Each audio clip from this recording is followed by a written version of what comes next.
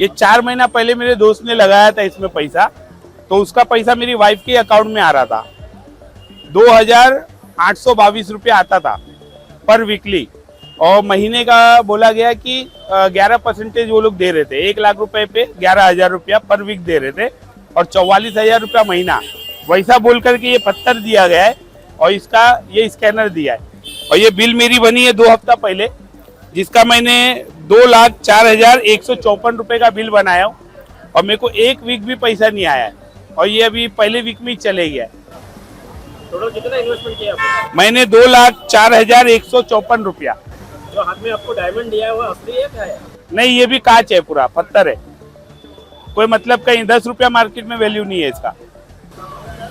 ये डायमंड देके आपको क्या बताया गया था? ये डायमंड दे करके ये बताया गया था कि ये जैसे बिटकॉइन निकला है वैसे ये भी है, इसका आज नहीं कल को आपको वैल्यू मिलेगा।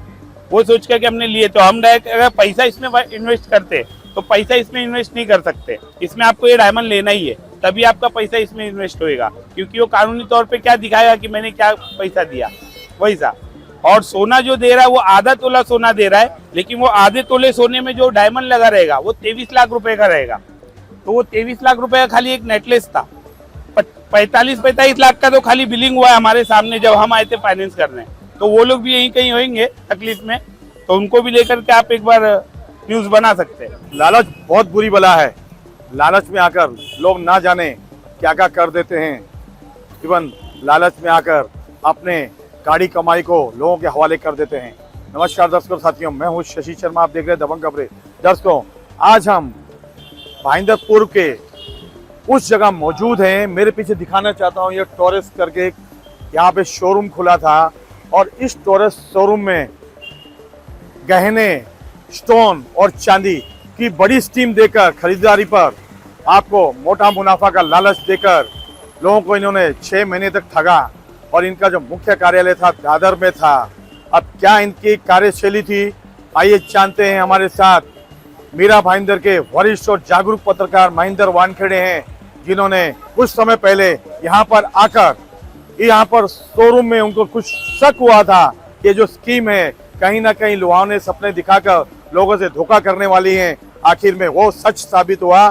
जानते हैं इनसे क्या कहना चाहेंगे। 24 तारीख को मैं और इस शहर के एनबीटी के वरिष्ठ पत्रकार अमित तिवारी जी, हमारे पास कुछ जानकारी आई थी कि मीरा भाईंदर के इस परिसर में टॉरेंस नाम की कंपनी खुली है और इस कंपनी में कुछ 100 रुपये में 300 रुपये इतना मार्जिन मिल रहा है और बहुत लोगों की भीड़ लगी है। तो मैं और अमित तिवारी जी ऐसे घूमते घूमते अपनी शोध पत्रकारिता करने आए।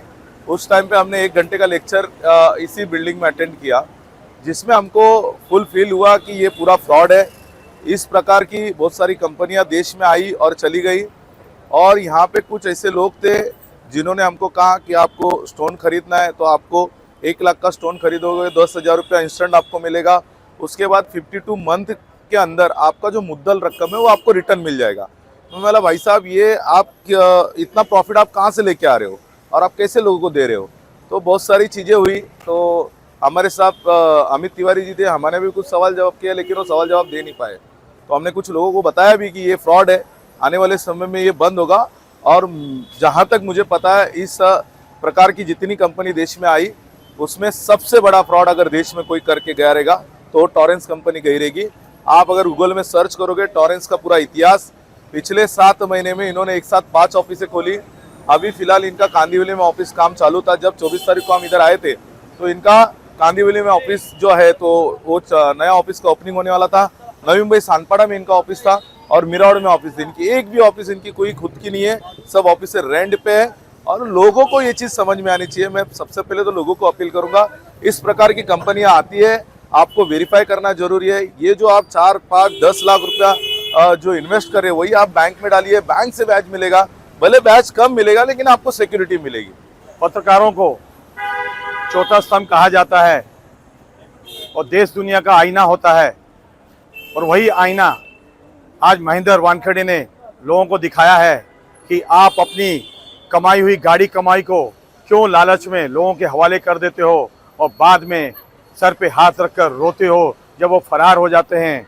दर्शकों, आपको कहना चाहता हूं, आप किसी भी लालच में ना आइए। क्योंकि आपने बड़ी मेहनत और पसीने से धनराशि कमाई है, तो वो कहीं ना कहीं ऐसे लुटेरों के हाथ लगती है और रफू चक्कर हो जाते हैं और बाद में आपके हाथ कुछ नहीं रहता है। इस तरह की कई कंपनियां आई शहर में, कई कंपनियां चली गई। आज यहाँ पर जब सनसनी फैल गई, मुंबई से ईओडब्ल्यू की टीम यहाँ आई हुई थी और उन्होंने यहाँ पर तहकीकात करनी चाहिए, तो यहाँ पर जनता को खबर लगी और जो लोग ठगे से रह गए थे वो भी यहाँ भागते नजर आए और यहाँ पे इकट्ठा हुए। लेकिन अब कहते हैं ना, चुग गई चिड़िया खेत, अब क्या होगा, वही वाली कहावत है और उनके हाथ अब कुछ लगना नहीं है, क्योंकि लालच बहुत बुरी बला है। कैमरा प्रभात मिनक के साथ शशि शर्मा।